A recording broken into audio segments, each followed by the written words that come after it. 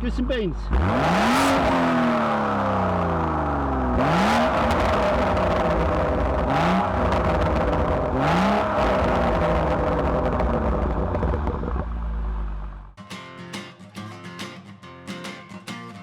Leo guns down, Leo guns down, Leo guns down in the ground. Leo guns down, boy, or I will lay you down.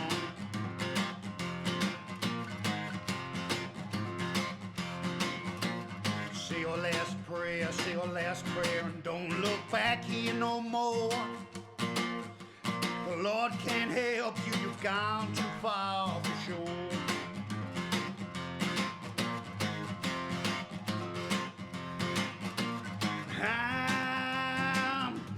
I'm on the highway, hitting kinda loud, singing all the time.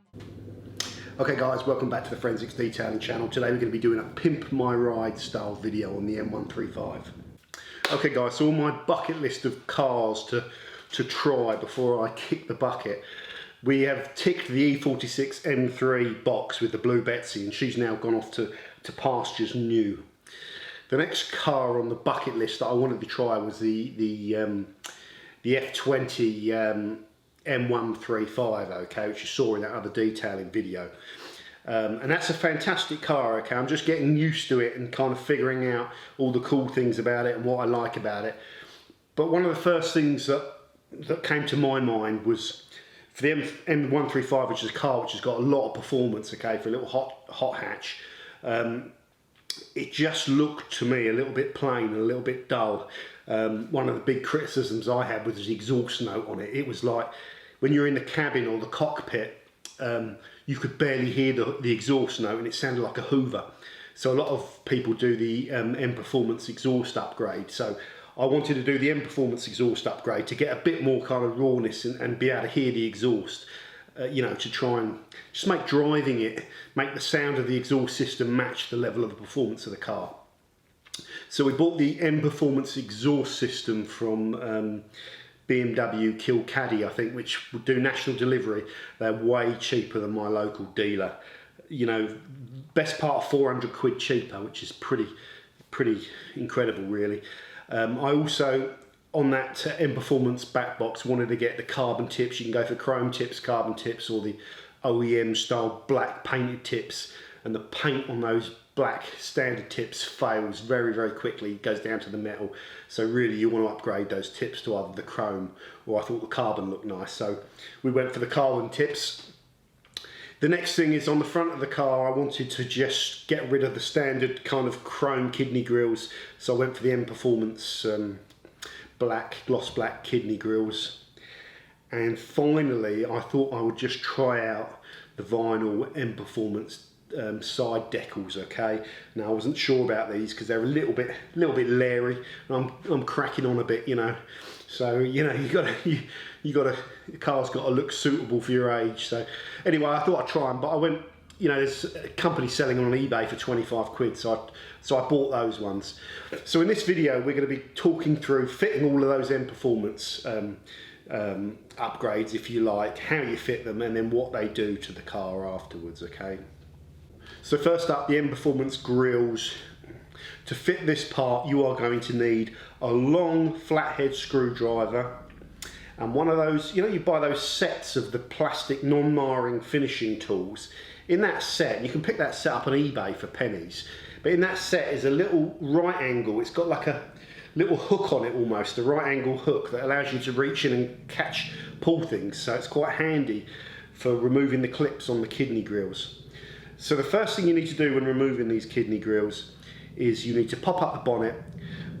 There's a big rubber piece of trim that runs over the front of the car. You just pull that back off. It's just sort of clipped on with the seal of the rubber grips. You just pull that off.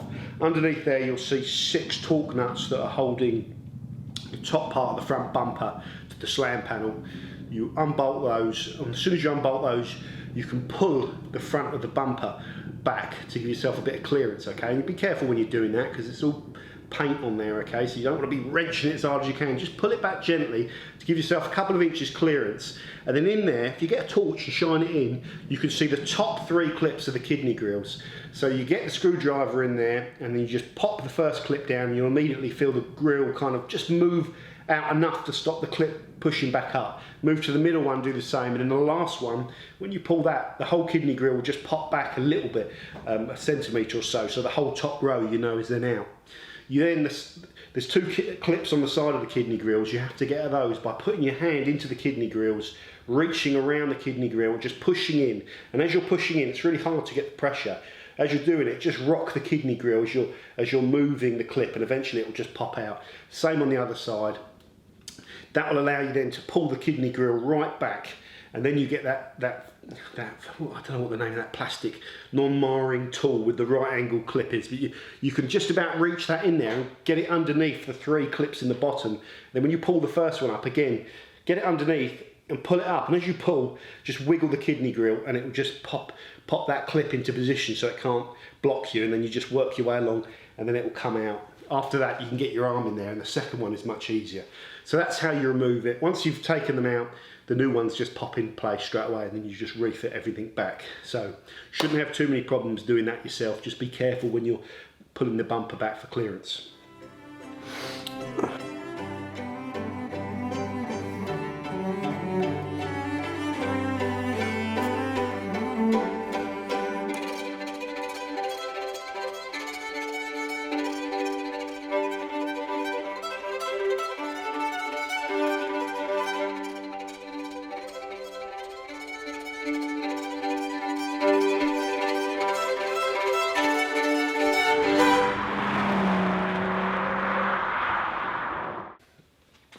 Okay, second thing, fitting the M Performance exhaust, okay?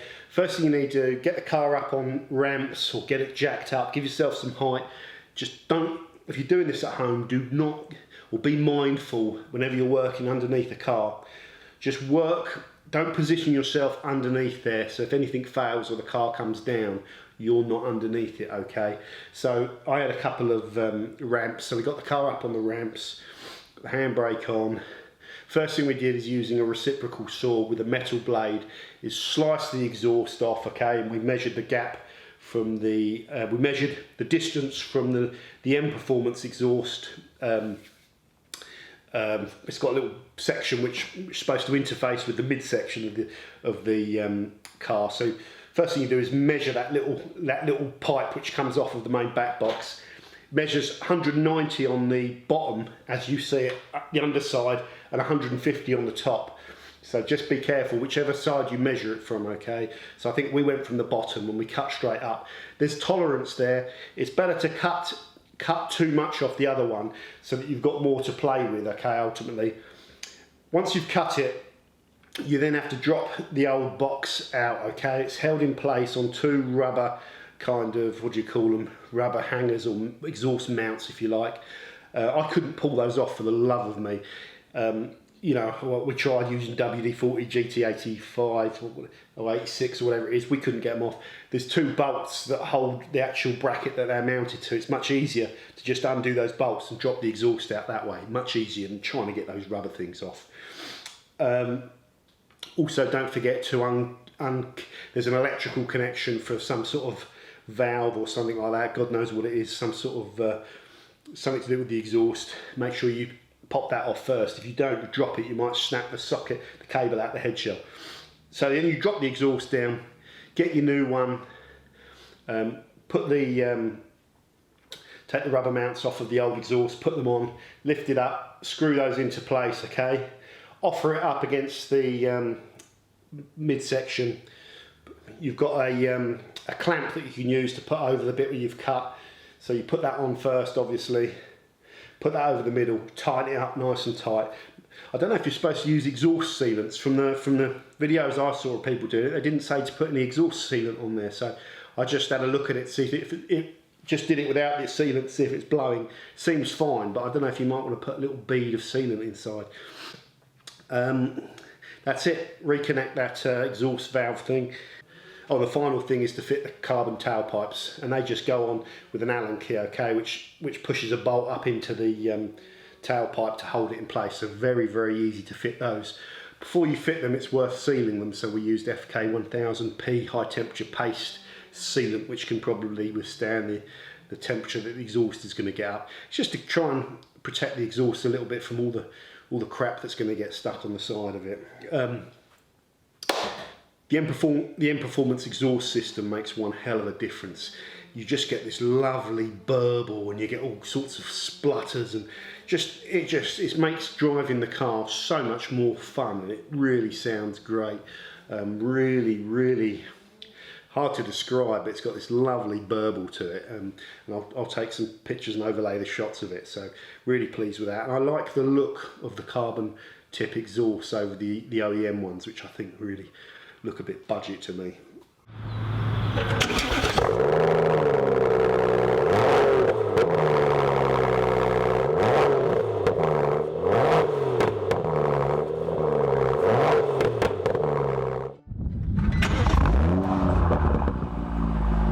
Go get some beans.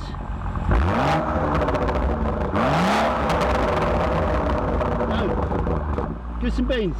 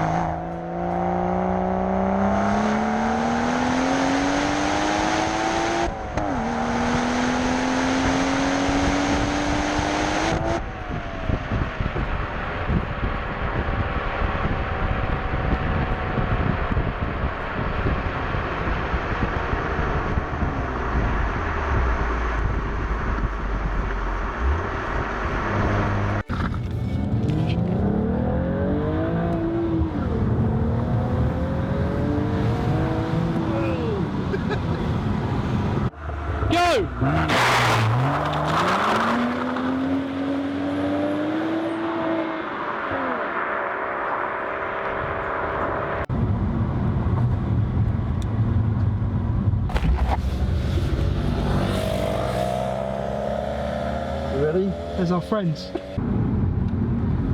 going to try and overtake that red thing. That'd be fun.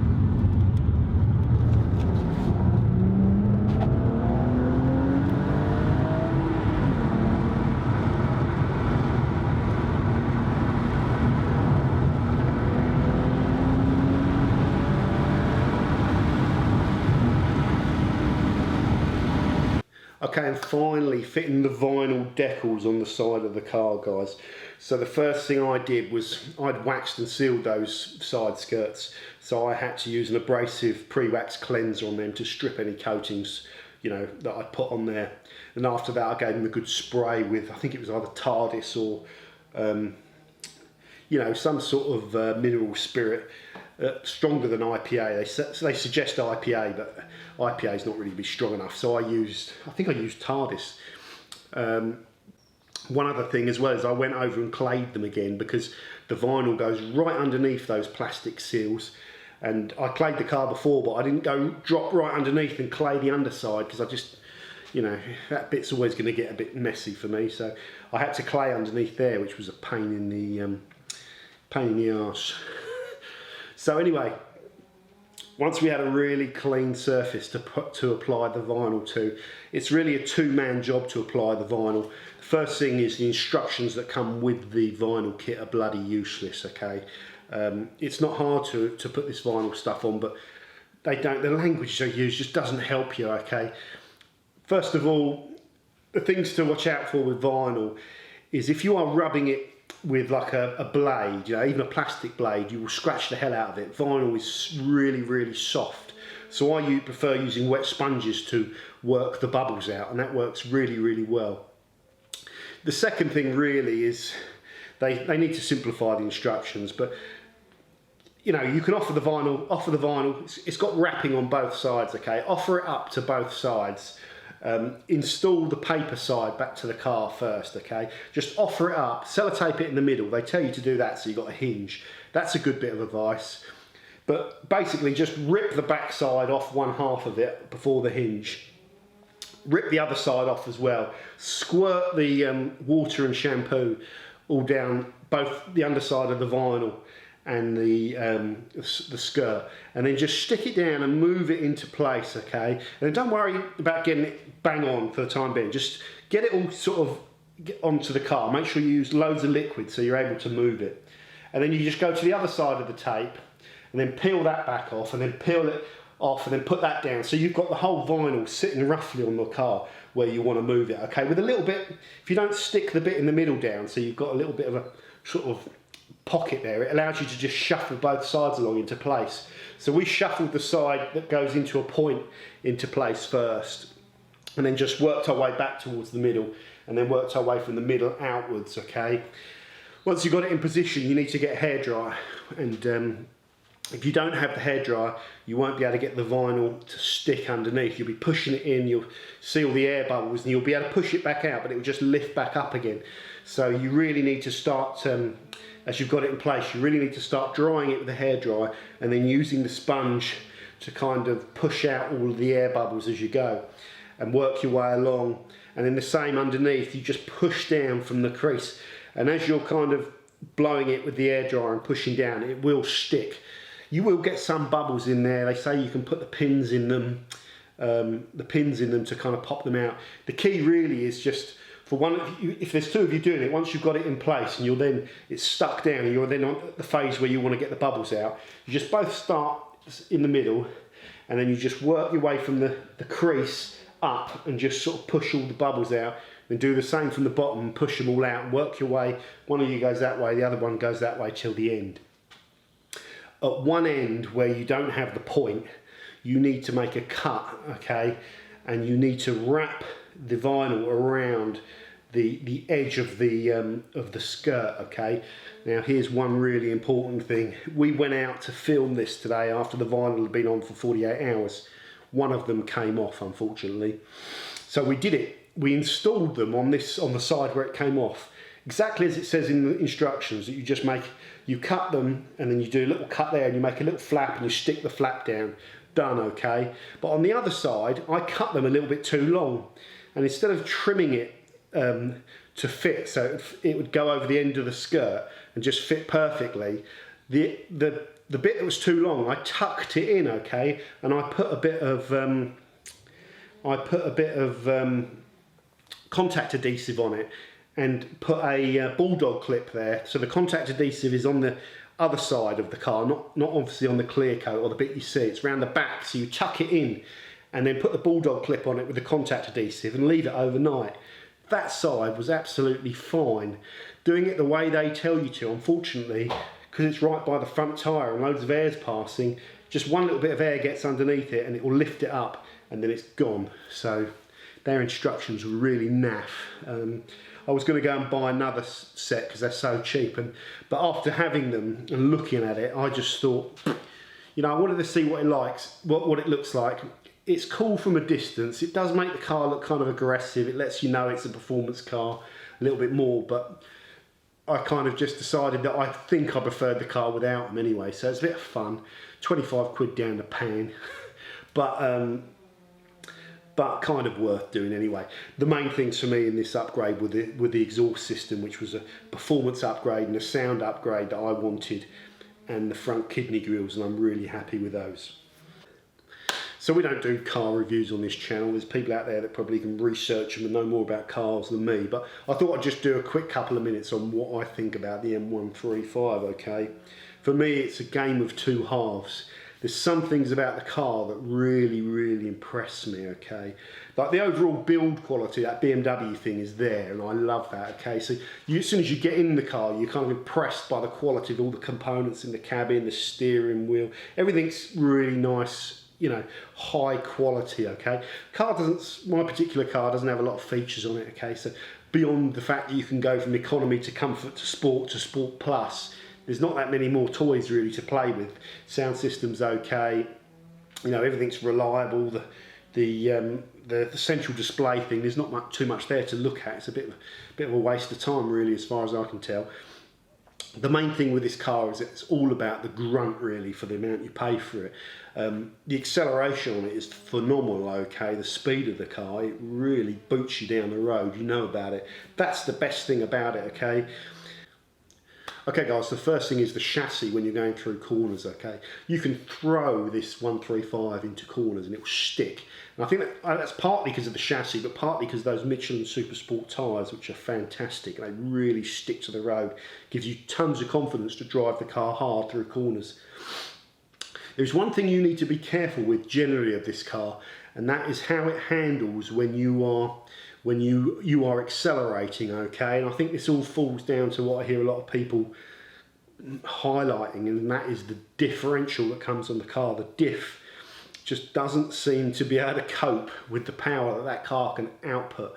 Combine that with the fact, obviously, it's rear wheel drive, and you can have a car that can be a little bit strange behind. So sometimes you get, when you're booting the car, it can, if you're not perfectly straight, or you're just going around a slight bend, or if it's slippy and it's wet and that diff starts to come into play, you can feel that back end floating around behind you, and it is a bit strange, okay? And there's Top Gear did a review of it where Clarkson's booting it down a dual carriageway in a straight line, or sorry, a runway, you know, testing it, doing a drag race, and managed to lose control of the car. In the wet, those cars can be a bit funky. Now, I know a lot of people would say, well, all rear-wheel drive cars are. Well, the M3 wasn't, okay, with its closed differential. So that's the only thing I've noticed. The car's scared me a couple of times in the wet. In the dry, I don't have too many complaints, apart from that wayward feeling when you're turning under load. But apart from that, for the price of these 135s, they are really, really impressive little kind of fun cars that are just insanely quick for the price, really. Just tons of fun. I'm really enjoying owning this, so I'm probably going to keep it for a fair few more months and just enjoy the whole 135 experience. I don't think I'm going to do anything more to the car. I don't think I'm going to be remapping it, playing around with it. It's fast enough really for me. So all in all, the M135 has been a great little car to start off with. I'm still getting to know how she behaves and what you can get away with and what you can't get away with. But like I say, in the dry, they're pretty epic. In the wet, or even if it's slightly greasy, you just need to be a little bit careful, and you probably want to keep the traction control on, especially if you're driving with a heavy foot. But yeah, lots of fun. So this video was really just about doing those M performance upgrades, because I think if you've got one of these cars, it's well worth putting those exhausts on. If you like the look of the kidney grills as well, go for it.